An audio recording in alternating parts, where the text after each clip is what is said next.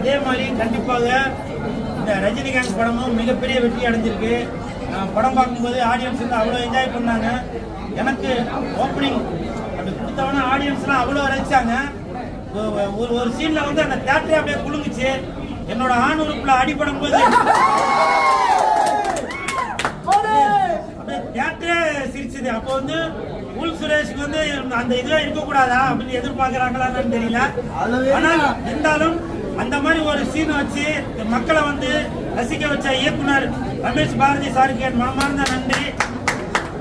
இந்த மாதிரி ஒரு நல்ல கேரக்டரும் கொடுத்த, நல்ல சம்பளமும் கொடுத்த படத்தின் கதாநாயகன் தயாரிப்பாளர் ரமேஷ் கிருஷ்ணன் சாருக்கும் பாருங்க, அந்த பேர்ல கூட அந்த கிஷன் மட்டும் தான் வருது. அது முன்னாடி உள்ள பேர் வரமாட்டேது பாத்தீங்களா?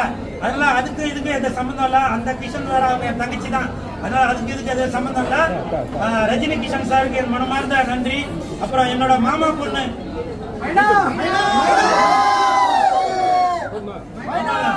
என்னோட மாமா பொண்ணுக்கு என் மனமார்ந்த நன்றியை தெரிவித்துக் கொள்கிறேன். ஏன்னா சில பேர் வந்து ஹீரோயின் வந்து குல் சுரேஷ் கூட வீடு கொடுத்து நடிக்கணுமா அப்படின்லாம் நினைப்பாங்க. ஆனால் இவங்க நிறைய இடத்துல என்னை வந்து அண்ணா அப்படின்னு தான் சொல்லியிருக்காங்க. அதை நான் மனமார்ந்த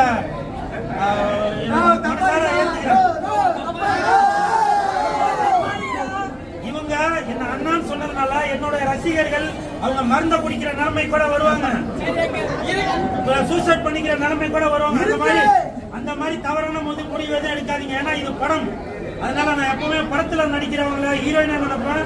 வெளியில வந்தாக்கா என்னோட தங்கச்சியா அக்காவா தான் நினைப்பேன். அப்படித்தான் நான் வந்து இவங்களை நினைக்கிறது. இவங்களுக்கு நன்றியை தெரிவித்துக் கொள்கிறேன். ஏன்னா நல்லா எனக்கு ஈடு கொடுத்து நடிச்சாங்க. அப்ப சொன்னேன் தங்கச்சி அப்படின்னு. சோ அப்படித்தான் நான் வந்து இவங்களை நினைக்கிறேன். உங்களுக்கு மனமார்ந்த வாழ்த்துக்கள். இதுல நடிச்சிருக்க மைனர் குஞ்சு, கோப்ரா, அப்புறம் தங்கச்சி எல்லாருக்கும் என் மனமார்ந்த நன்றிகளையும் வாழ்த்துக்களையும் தெரிவித்துக் கொள்ள. இந்த படம் மிகப்பெரிய ஹிட்.